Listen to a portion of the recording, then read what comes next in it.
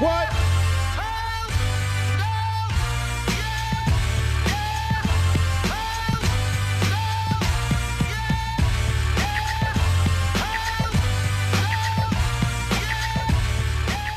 Well, our first edition of One-on-One with Dave Rose here at Bam Bam's. And Coach, we're about, a fifth of the way into the season already here.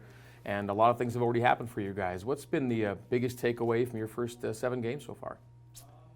Well, it was a busy November. I mean, that's probably the biggest takeaway. And we get right into December, and it seems to be even more busy. But the biggest thing I think is the fact that we've got a great group of guys that love to compete together.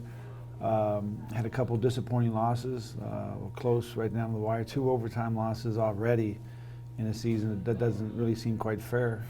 But our guys have competed hard, and I think we found a lot about our team. I think our coaching staff has done a terrific job of trying to manage these games and the time frame. But December is really important for us, so hopefully we can get on a roll. And we get into some more close games, hopefully we can pull them out and make some big plays at the end.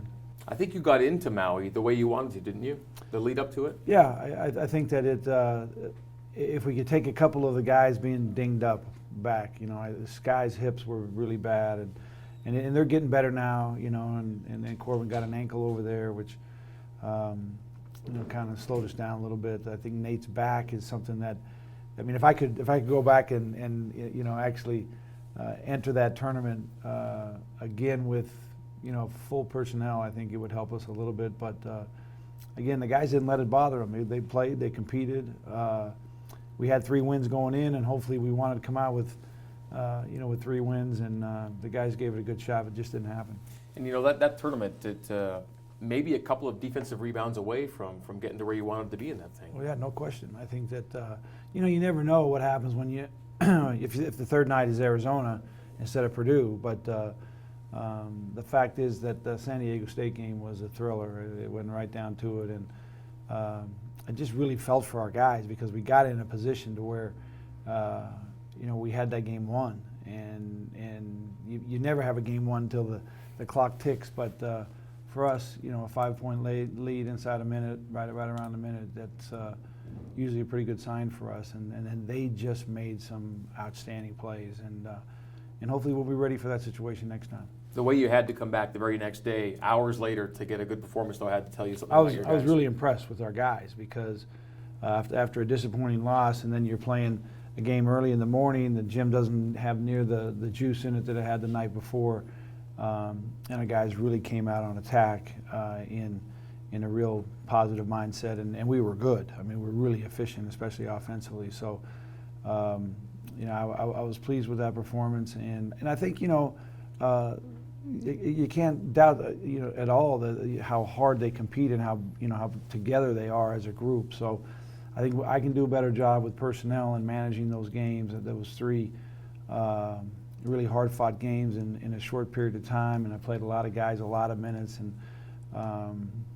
what I need to do is a better job of spreading those minutes out. I think it'll help us at the end of games, and but we're, like I said, I think that we learned a lot, and the one thing about the Maui Classic and BYU that really makes it kind of difficult in scheduling is that we have this Christmas around the world in the Marriott Center that kicks us out for about 7-8 days, the first week of December every year. And so we had to come back and get that Saturday game in, which was a really tough challenge for our guys. You fly all night, you don't get any rest Thursday night, Thanksgiving night we had a practice, but our guys really got it out of a nice win against a good team, a team that's probably going to compete for the Ohio Valley championship.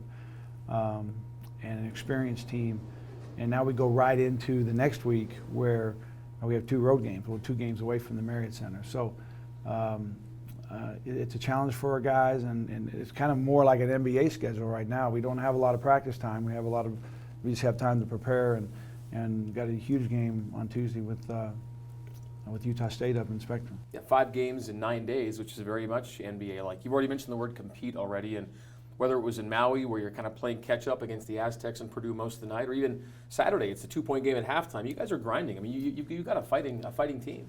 Yeah, and I think the to develop this team and to have it grow, we're getting really a balanced scoring from a lot of guys, but they're mostly perimeter guys. I think our post guys need to find a way to help us on the offensive end. And then defensively, what's happening is we were getting some pretty good games at times from 2 or 3 of our post guys, and then there's other times where there's some real slippage. And that happens with young front lines. And with our guys, we need time, we need experience, and we need to be a little bit more consistent in the post. What's going to be the right way to go with that inside situation, you think, in the next little while? Well, hopefully we can keep all the guys healthy. The issue is, Nate doesn't get a lot of practice time with his back right now, and Isaac and Luke and Corbin and Dalton. I mean, Josh. Those are guys, and we may even think about moving Frank down there a little bit to give Frank a little bit more time. How is Corbin's ankle, by the way? He hurt it over in Hawaii. He didn't play on the weekend. And yeah, he tried to practice on Friday a little bit, but trainer told us that it would be, if you want to get anything out of him on Tuesday, it'd be better to kind of give him the weekend off. So that's where we're headed, and we'll see how he's doing, and hopefully he's a guy that just needs minutes, and the more minutes he gets, the better he looks. And so I think the matchup up here this week with some real lot bigger guys will help him and help his progression. 3-point shooting's been a real bright spot for you guys so far. Yeah, Anson and Chase and Tyler and Kyle. I mean, Jake. I mean, Dalt's actually hit a huge 3 in the Purdue game. So I think that Skylar Halford has been really good when he's been on. I think that the Long Beach State game and then the game the other night against Eastern Kentucky, the threes that he hit were big momentum threes, where not only got us going, but got the crowd going. And so hopefully we can stay consistent with that. I think as a group, you feel a little bit more confident when you have a large amount of guys that are making those shots, and so that you can find somebody every night. I mean, Tyler's been as consistent as anybody who's ever played here in 100 and some odd years, but you want to have guys that you can depend on some of those shots falling every night. Yeah, one of those guys right now doesn't get a lot of attention because he's not a starter, but Anson Winder's been tremendous for you in the first 7 games of the season. He's probably been as consistent on both ends of the floor as anybody that we've had, and he's playing multiple positions. Again, the other night he played point guard, and all the way through. We had him in some possessions where we were running a set or 2 at the 5, and he's a guy that when he went to that 5-guard lineup, we can put him in any situation, in any spot. And it's a 5th-year senior, a guy who's been here and has been involved in so many big wins, and now he's getting, time where he looks like he's just having a really good time. He knows our system and really likes the guys that he's playing with. So Utah State, Tuesday night, Spectrum. Kind of blows me away to think what the last time that BYU got a win there was Terrell Lede and his big 35-point game or whatever it was back in 2000. It was quite a while ago, and hopefully that our guys can go up there and play with confidence. That's a big key. We played those 3 games outside of the Marriott Center, but it was kind of a neutral environment. This will be our first true road game where there won't be a handful of people that are cheering for us, and it'll be a good experience for our guys to go through and see how we kind of fight together. We've been through some tough games. We know that big possessions are huge opportunities for us to compete in, and hopefully our guys will find a way to get it done. Quite the stretch now too. You've got the Hawaii game Saturday in Salt Lake, but 3 of the next 4 games in-state games. Yeah, and all the teams are doing pretty well too. I think that it's a really exciting time for the state of Utah and their basketball teams. I think that Weber State's got a really good team there. That was the first game of the season was Weber State and Utah State up in the Spectrum. It was a great game. Weber had a big lead at halftime, and Utah State came back and beat them. And obviously Utah's got themselves a good start to their season. So a big couple weeks for a lot of reasons. But December, the month of December, it's amazing when you think of the games before, we kind of break this up before finals, after finals in December, and before finals we got this big stretch with our in-state games, and then after finals with Stanford, UMass, Gonzaga, and then Portland. I mean, it's December could tell a lot about our club. Yeah, so if a couple things got away in November, there's a lot of room to make it up in December before you even get into the league. And I think that's the attitude our guys have, that our schedule was